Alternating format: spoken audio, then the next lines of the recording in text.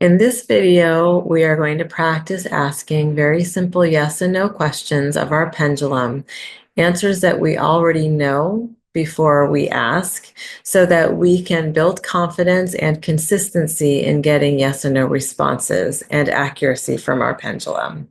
So you'll start with your elbow on a stable surface, and you'll hold your pendulum gently between your index finger and your thumb. And you will ask a simple question that you know the answer to, such as, do I have blonde hair?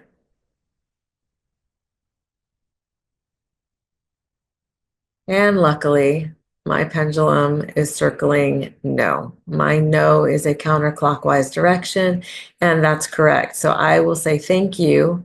I will stop motion.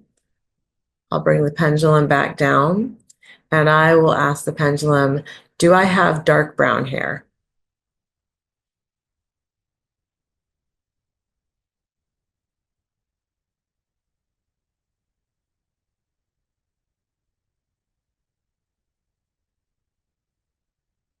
And you will see that my pendulum is circling in the yes clockwise direction.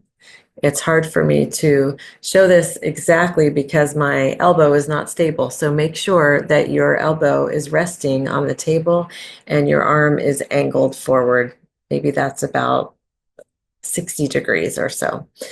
And then you'll stop momentum, you'll stop movement, say thank you for the response, and you continue on with very basic questions.